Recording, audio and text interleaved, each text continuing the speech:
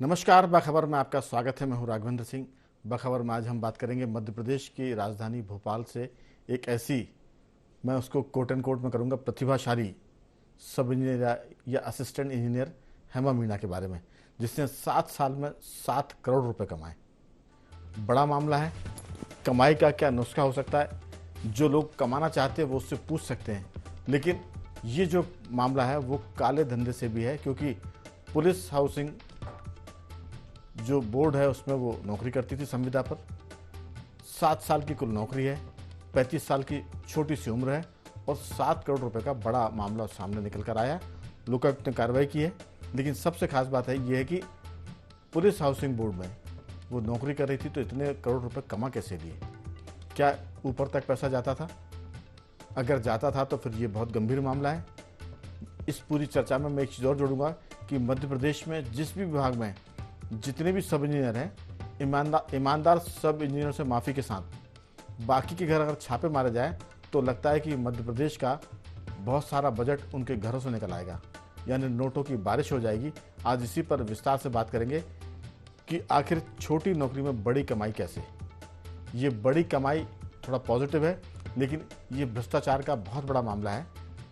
लड़की जो है अधिकारी हेमा मीणा, भोपाल के पास रायसेन जिले के एक मामूली कृषि परिवार की लड़की है। अपने परिवार में 2 बेटियां और 1 भाई के बीच है। उसके पास जो कुछ है उस पर विस्तार से अगर आप बात सुनेंगे तो चौंक जाएंगे कि आखिर ये राजधानी भोपाल में हो कैसे गया।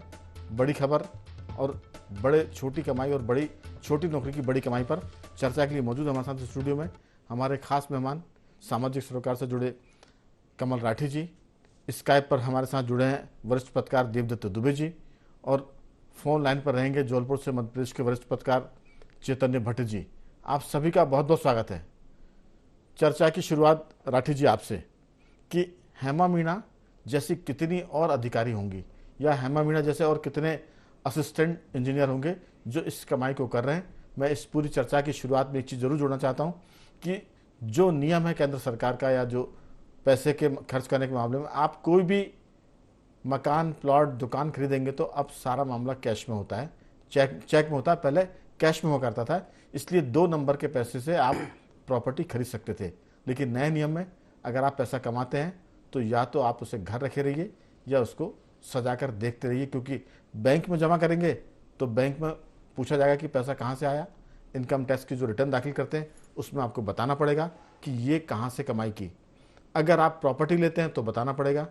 ऐसी स्थिति में जब आप पैसे को रखे रहेंगे तो नोटों की थप्पियाँ तो लग सकती है, लेकिन आप उसको इस्तेमाल नहीं कर सकते।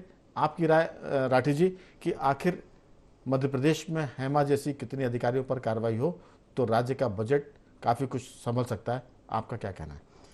देखिए, इसमें सबसे बड़ी बात है कि जो एक हम कहते हैं कि रोजगार की ज़रूरत है, तो रोजगार का एक बैकडोर एंट्री सरकार ने निकाला है, संविदा के नाम से 1-1 साल के लिए और फिर एक्सटेंशन होता जाता है। अपने लोगों को उपकृत करने का एक तरीका है। आप संविदा वाले को तो डर भी कम रहेगा, रेगुलर वाले को एक फिर भी डर रहता है। भ्रष्टाचार दोनों ही स्थिति में है, और भ्रष्टाचार सिर्फ लेन देन का नहीं हो सकता, भ्रष्टाचार कई तरीके के हैं। जैसे हम कोई बात करें कि कंस्ट्रक्शन होना है तो उसके डिज़ाइन में भ्रष्टाचार है। तो ऐसी हर जगह, मतलब जहाँ भी हम देखेंगे तो भ्रष्टाचार के बिना ये इस वक्त हम देश और प्रदेश दोनों में स्थिति में बहुत ही गंभीर मामला है। सरकार नोटबंदी लाई, सरकार ने ऑनलाइन सिस्टम पोर्टल्स के माध्यम से, लोक सेवा गारंटी के माध्यम से बहुत सारे काम राजनेता करना चाहते हैं। तो राजनेता ऐसी अच्छी योजनाएं भी बनवाते हैं, लेकिन अधिकारी वर्ग कहीं ना कहीं से उन योजनाओं में भी एक बीच का रास्ता निकालते हैं। कई ऐसे बीच के रास्ते निकाल के राजस्व विभाग में देखेंगे हम तो उन्होंने रिजेक्ट ही कर दिया, साहब कि साहब फलाना कागज कम है। तो ऐसे एक रास्ता निकालते हैं जिससे आदमी 4 बार आए। तो ह्यूमन इंटरफेरेंस कम करने का जो सॉफ्टवेयर और जो टेक्नोलॉजी ला रही है, उस टेक्नोलॉजी को अभी कोई भी सरकार उसको लेना नहीं चाहती, क्योंकि शायद राजनेता उतने फ्रेंडली नहीं है और अधिकारी उस बात को समझते हैं तो वो उन्हें समझने नहीं देंगे। तो कहीं ना कहीं भ्रष्टाचार जो है हमें दीमक की तरह हमारे देश पे और प्रदेश दोनों ही जगह बहुत बुरी तरह खा रहा है। आप एक पुलिस हाउसिंग की बात करें, आज हम नगर निगम की बात करें, नगर निगम में भी बहुत से संविदा कर्मचारी हैं, तो जब हम देखते हैं तो कहीं ना कहीं ये बैकडोर एंट्रीज, अपने लोगों को उपकृत करने का तरीका, ये भी अपने आप में भ्रष्टाचार है कि अपने लोगों को आप उपकृत करना चाहते हैं। तो ये रोजगार को भी रोक रहा है, भ्रष्टाचार को भी बढ़ा रहा है। इसके अलावा हम देखेंगे जो कंस्ट्रक्शन हो रहा है या जो इंफ्रास्ट्रक्चर पे काम हो रहा है या अन्य भी कोई काम हो रहे हैं, तो उसमें भी जो क्वालिटी है उसकी वो गिर रही है। तो ऐसे समाज की क्वालिटी भी गिर रही है, जो डेवलपमेंट हो रहा है उसकी क्वालिटी भी गिर रही है। तो भ्रष्टाचार दीमक की तरह पूरी क्वालिटी को, किसी भी तरह एक रहने का जो क्वालिटी भी अपन गए, सबको रोक रहा है और सबको परेशान में है डाल रहा है। तो राठी जी, कुल मिलाकर ये जो सारा मामला है वो ये बताता है कि संविदा पर नौकरी में रखना भी एक तरह का करप्शन है। लेकिन ये सिस्टम में है, संविदा नौकरी सिस्टम में है, तो आप उसको करप्शन का एक जरिया हो सकता है। लेकिन जो लोग सीधे से नौकरी में नहीं आ सकते, तो संविदा भी उसका एक मामला है। तो ये बहुत सारी बातें जिस पर हम बातचीत करेंगे। हमारे साथ जबलपुर से जुड़ गए हैं भट्टी जी, चैतन्य भट्टी जी, आपका स्वागत है।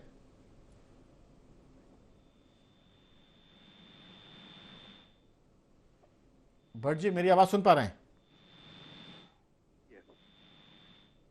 देवदत्त दुबे जी, दुबे जी, ये जो सारा मामला है कहीं ना कहीं बताता है कि सरकार का सिस्टम, सरकार की मंशा वो अपनी जगह है, लेकिन जिन अधिकारियों के अधीनस्थ रहकर भ्रष्टाचार होता है वो भी एक बड़ा मामला। यानी इस सिरे से उस सिरे तक सब शरीके जुर्म है। संविदा पर जो काम कर रहा है वो भी इस जुर्म में शामिल है, वो उनका मुख्य हथियार है। चपरासी से लेकर ऊपर तक के बड़े अफसर की हम बात करें वो सारे शामिल हैं। कहीं ना कहीं ये बताता है कि पुलिस हाउसिंग का अगर मामला, जिसमें एक 7 साल की नौकरी वाली लड़की, मैं इसको लड़की इसलिए कह रहा हूँ क्योंकि 35 साल की कुल उम्र है, 23 साल में वो नौकरी में आ गई थी, बीच में उसने 2 बार नौकरी छोड़ी, फिर नौकरी में उसने अप्लाई करके वापस किया। तो उसका जो अपना साम्राज्य है, अगर उसमें देखा जाए तो ये जो सारी चीज़ें, नौकरी तो बर्खास्त कर दी गई हैं, लेकिन कहीं ना कहीं ये बताता है कि पीडब्ल्यूडी के सब इंजीनियर, पीएचई के सब इंजीनियर, अभी हाल ही में खत्म हुआ भोपाल का सीपीए के सब इंजीनियर, बीडीए, या जितने भी इंदौर का आईडीए, जबलपुर का जेडीए, सबको जोड़ लें हम, तो कहीं ना कहीं शुरुआत सब इंजीनियर से होती है, फिर एसडीओ तक मामला जाता है कमीशन का, फिर ई तक जाता है, उसके बाद फिर चीफ इंजीनियर और ऊपर तक। आपकी राय कि जो उपयंत्री हैं, अगर उन्हीं को कस दिया जाए तो करप्शन की बहुत सारी चीजें रुक सकती है, आपकी राय? बिल्कुल राघवन जी, आपने सही ध्यान आकृष्ट किया है। या आप देखिए कि सबको पता है कि ये जो वर्ग है ये कैसे उन्नति करता है और कैसे भ्रष्टाचार में अधिकांश लोग शामिल होते हैं, लेकिन फिर भी निगाह तब जाती है जब वो अपना साम्राज्य स्थापित कर चुका होता है। आप बताइए कि इतनी कम वेतन पाने वाली अधिकारी और इतना जब साम्राज्य खड़ी लेती, तब तक खड़ा कर रही है, तब तक किसी को भनक नहीं है। ये तो अपनी जो इंटेलिजेंस है ये क्या कर रही है, पुलिस हाउसिंग में वो काम कर रही है। आप सोचिए कि कितना बड़ा ये घोटाला है कि इसमें सब शामिल है। तो जब तक आप चिन्हित नहीं करेंगे, जैसे आप और हम कई बार चर्चा करते हैं कि अतिक्रमण जब वो पूरा बढ़ जाता है, पूरी बिल्डिंग बन जाती है, तब उसको अतिक्रमण मानते हैं, जबकि इतने इंस्पेक्टर लोग घूमते हैं, जब शुरुआत नींव खुदती है तब क्यों नहीं देखते। ऐसे ही जैसी आर्थिक स्थिति का ऐसा उसमें तो कोई संकोच नहीं किया। 30 लाख की टीवी वो देख रही है, इतनी गाड़ियां लग्जरी उसके पास खड़ी, इतना वालीशान बंगला है, तब कहाँ गए ये सब इंटेलिजेंस, और क्यों नहीं इस पर जांच होती, क्यों नहीं इस पर कार्रवाई होती। मुझे लगता है कि जब तक ठोस कार्रवाई नहीं होगी, निगरानी नहीं होगी, इस तरह के लोग पनपते रहेंगे और गरीब गरीब होता रहेगा, अमीर अमीर होते रहेंगे, और कैसे एक खाई को पाटा जाएगा। बहुत जरूरी है इस पूरे वर्ग में हर विभाग के जो समझिए इसके लिए जैसे बदनाम होते हैं, वो कई बार हम देखते हैं जब भी छापा पड़ता है इनके यहाँ ऐसी संपत्ति मिलती है। और कुछ ऐसे हैं जिन्होंने बहुत जस की तस धर दीनी चदरिया जैसे भी है, उनको मैंने देखा पनिश मिलता है विभाग में, उनको कोई काम नहीं देता साइड, असल में देवदत्त जी वो कमाऊ पूत नहीं माने जाते, जो पैसा कमाता है उसे कमाऊ पूत मानते हैं। और अब तो आपने कहा कि सब इंजीनियर का जो मसला है, यहीं से करप्शन की शुरुआत होती है कि जब कोई ठेकेदार ठेका लेता है तो 100 रुपये का काम 70 रुपये में उसको मिलता है, तो 100 का काम वो 70 में कैसे कर सकता है? क्या ये किसी सब इंजीनियर को नहीं मालूम है? अगर उसे मालूम है कि 100 का काम 70 में करा, या तो वो क्वालिटी घटिया करेगा या फिर काम ही 70 रुपये का था जिसको उन्होंने 100 रुपये बनाकर उसका टेंडर जारी किया। तो करप्शन टेंडर जारी करने से लेकर निर्माण में, और शुरुआत होती है कि 5% कमीशन सब इंजीनियर लेगा, 2% एसडीओ लेगा, 1% ई लेगा, ये पूरा सेटअप है। और इसमें जो ठेकेदार है वो बताते हैं कि कम से कम 20 से 25% तो वो बांट देते हैं। इसके बाद जो 30% बिलों में लिया है तो वो कैसे क्या कमाई करेंगे। तो इसमें इसका मतलब ये नहीं कि कोई ठेकेदार बेगुनाह है, गुनाहगार वो भी है। मैं लौटूंगा आपके पास। हमारे साथ चैतन्य भट्टी जुड़ गए। चैतन्य भट्टी जी, स्वागत है आपका।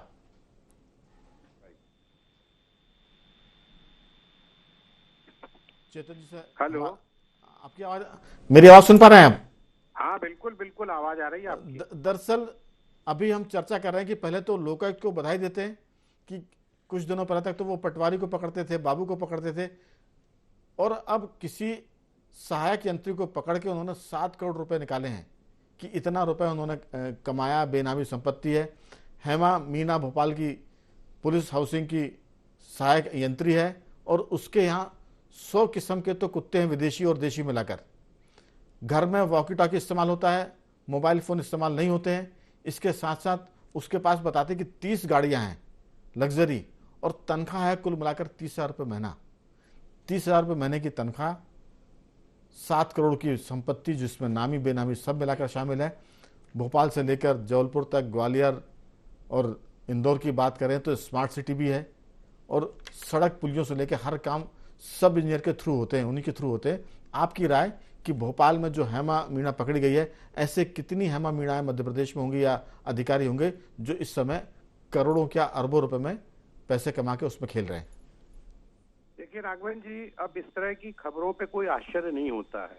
इस तरह की खबरें छपती रहती हैं, हम लोग चर्चा भी कर लेते हैं, क्योंकि भ्रष्टाचार इस तरह से हमारे रग रग में बस चुका है, खून में बस चुका है कि किसी भी सरकारी दफ्तर में चले जाइए, आप किसी भी सरकारी दफ्तर में, छोटे से लेके बड़े दफ्तर तक आप चले जाइए, वहां बिना पैसे दिए हुए कोई काम हो ही नहीं सकता। चाहे वो नगर निगम हो, चाहे जेडीए हो, चाहे कलेक्ट्रेट हो, चाहे पुलिस थाना हो, चाहे आरटीओ हो, आप किसी भी डिपार्टमेंट में चले जाइए। दूसरी बात, एक सब इंजीनियर के पास अगर इतना पैसा है, और 7 करोड़ जिसका बताया जा रहा है, तो आप सोचिए कि उससे ऊंचे अफसरों के पास कितना माल नहीं होगा, क्योंकि इतनी औकात तो किसी सब इंजीनियर की होती नहीं कि बिना ऊपर के इतना पैसा कमा ले।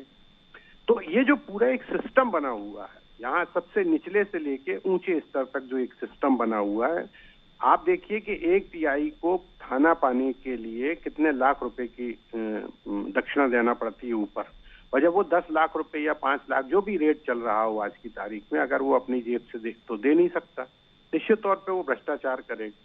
तो भ्रष्टाचार हमेशा ऊपर से नीचे होता है। जब आप ऊपर से सीढ़ियां साफ करेंगे तब आपके मकान का पूरी सीढ़ियां साफ होंगी। अगर आप नीचे से धूल हटाने की कोशिश करेंगे या कचरा हटाने की कोशिश करेंगे तो ऊपर जाके जम जाएगा। तो ये पूरा भ्रष्टाचार है। ऐसा नहीं कि पुलिस हाउसिंग बोर्ड के जो वरिष्ठ अधिकारी उनको इन सब बातों के बारे में जानकारी नहीं होगी, या जो भी वहां पे एमडी या इंचार्ज होते हैं या मंत्री है उस डिपार्टमेंट का, उसको जानकारी नहीं होती होगी। आप चले जाइए पुलिस आरटीओ कमिश्नर के बारे में, आप देखिए मधु कुमार थे, वो खुलेआम लिफाफा लेते हुए उनका वीडियो वायरल हुआ था। तो एक एक पोस्ट के लिए जब लाखों करोड़ों रुपए की बोली लगती हो, तब हम कैसे उम्मीद कर सकते हैं कि इस प्रदेश में या देश में भ्रष्टाचार कम हो सकता है। ये जरूर कहते रहते हैं शिवराज सिंह के भ्रष्टाचार का 0 टॉलरेंस में हम बिल्कुल सहन नहीं करेंगे, लेकिन उनकी नाक के नीचे इस तरह के जो एक सब इंजीनियर के यहाँ छापे में जिस तरह की संपत्ति मिली है, वो तो वास्तव में एक चौंका देने वाली है। लेकिन बहुत ज्यादा फर्क अब इसलिए आम आदमी को नहीं पड़ता क्योंकि उसको मालूम है कि ये सिस्टम में आ गया है। अभी मैं आपको बताऊं कि जबलपुर में पिछले 3-4-5 महीनों में करीब 2500 लोगों के यहाँ छापा पड़ा, जिनकी बड़ी लंबी फेहरिस्त है। एक बहुत बड़ा छापा हमारे जबलपुर में पड़ा था, वो था 90 के दशक में। उस समय मध्य प्रदेश विद्युत मंडल स्वतंत्र, मतलब उसमें ये कंपनियां नहीं बनी थी, मध्य प्रदेश विद्युत मंडल में सचिव हुआ करते थे जी, का बड़ा रुतबा था, और जिनके बारे में बड़ी ये कहा जाता था कि बहुत ही ईमानदार अफसरों में उनकी गिनती होती थी। उनके यहाँ जब छापा पड़ा तो आप सोचिए कि दीवालों में से पैसा निकल रहा था, दीवालों में उन्होंने चुन दिया था।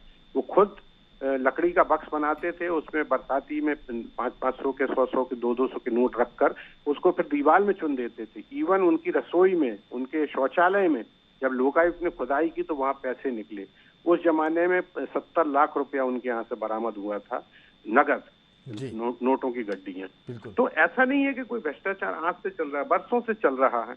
अभी आप देखिए कि कटनी में एक एडीएम के लीडर और चपरासी को पकड़ा गया था, बिजली विभाग का इंजीनियर था, एसडीओपी का रीडर था, सरकारी डॉक्टर विकलांग से उसका सर्टिफिकेट बनाने के लिए 15-25 हजार रुपए मांग रहा था।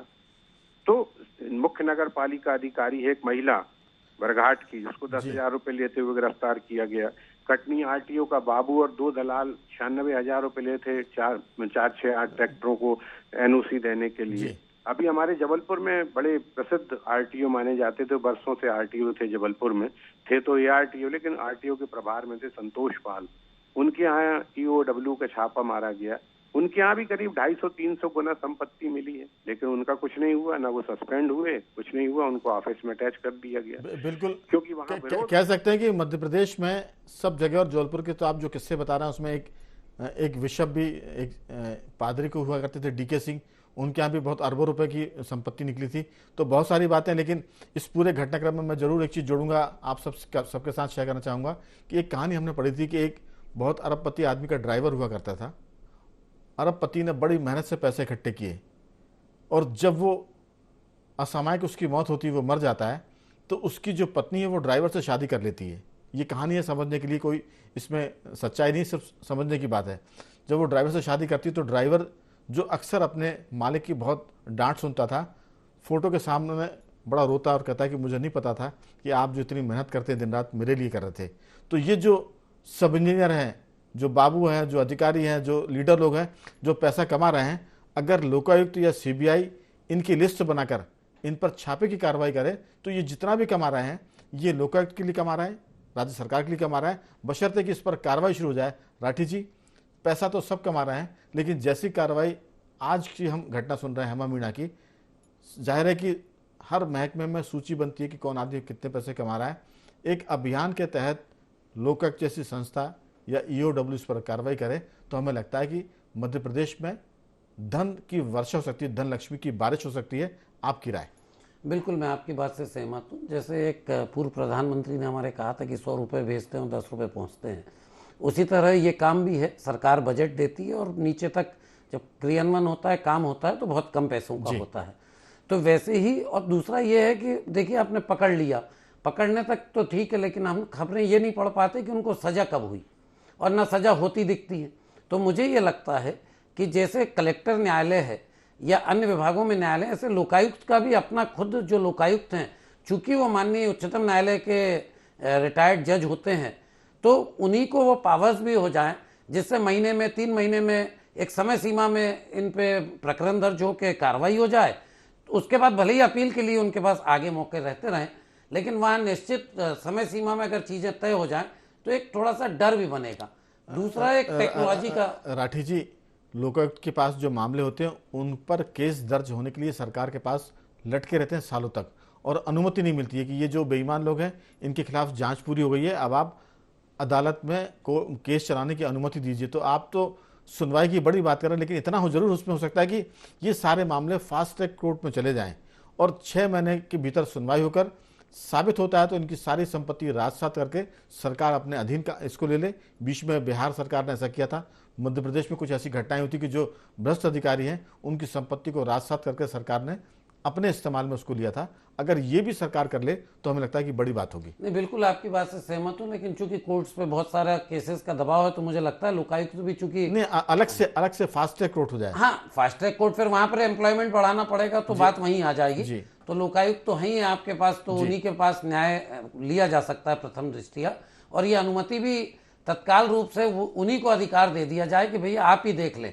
क्योंकि हाईकोर्ट के जज हैं, कोई कम ज्ञानी नहीं होंगे, बिल्कुल पूरे न्यायप्रिय ढंग से ही वो निर्णय लेंगे। बिल्कुल जी। इसके अलावा मैं चाहूंगा कि जो टेक्नोलॉजी जो आज बहुत तेजी से दुनिया में बढ़ रही है, तो हम ये देख रहे हैं कि कई जगह, जैसे रेलवे में, पहले आप देखिए एक टिकट बस कराने के लिए कितना भ्रष्टाचार होता था, लेकिन आज मोबाइल के ऐप के माध्यम से ह्यूमन इंटरफेरेंस खत्म हो गया, भ्रष्टाचार खत्म हो गया।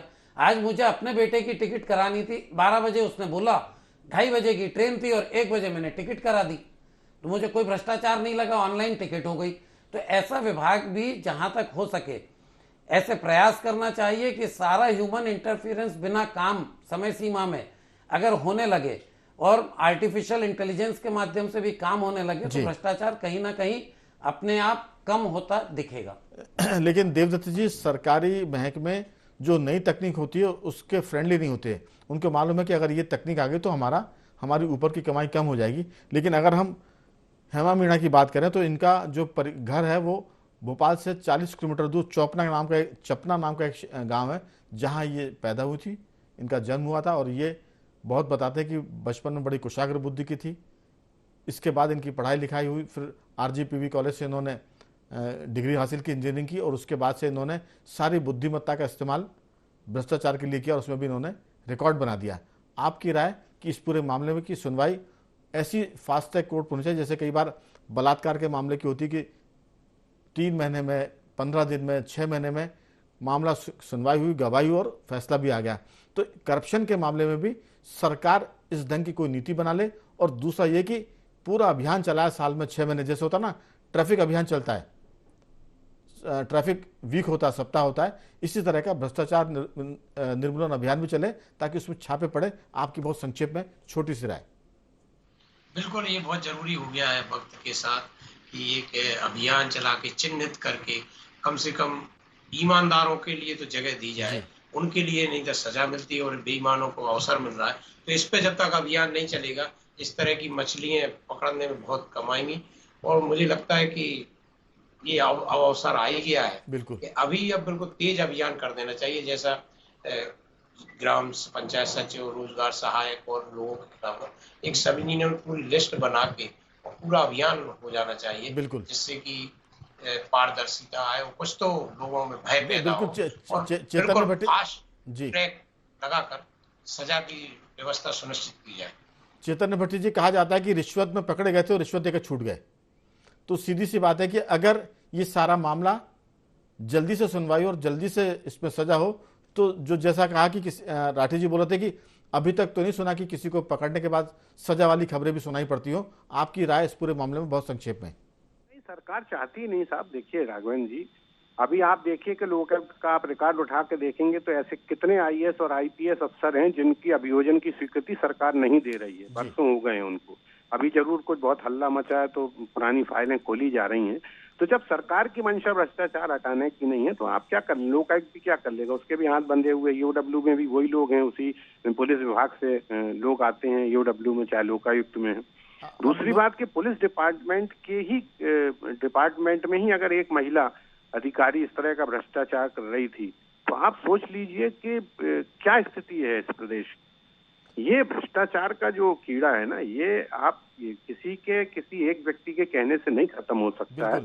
इसके लिए सामूहिक प्रयास करना होगा, तब जाकर हमको, क्योंकि आदमी भी जाता है जब दफ्तरों में, किसी दफ्तर में। मैं ही अभी बताऊं आपको कि मैं अपने मकान के खसरे के लिए कम से कम 1 साल से तहसीलदार के पास जा रहा हूं कि भाई हमारे खसरे में नाम चढ़ा दीजिए।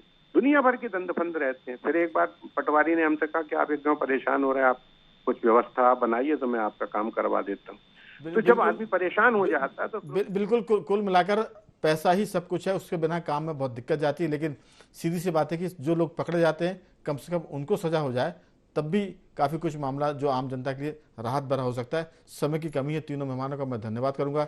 चेतन भट्ट जी आपका साधुवाद, देवदत्त जी आपका भी, राठी जी आपका भी। तो कुल मिलाकर भ्रष्टाचार के मामले पकड़े जाएं और तेज गति से इनकी सुनवाई हो, 3 महीने से 6 महीने के भीतर इनका फैसला जाए, तो हो सकता है कि थोड़ा सा भय पैदा हो जो लोग बेईमानी करते हैं या करप्शन करते हैं। लेकिन मध्य प्रदेश के उपयंत्रियों के अगर छापे मारे जाएं तो सरकार के लिए लक्ष्मी की बारिश हो सकती है, ये हम लोग दावे से कह सकते हैं। हेमा मीणा का मामला इस बात का प्रमाण है। बखबर में सिर्फ इतना ही।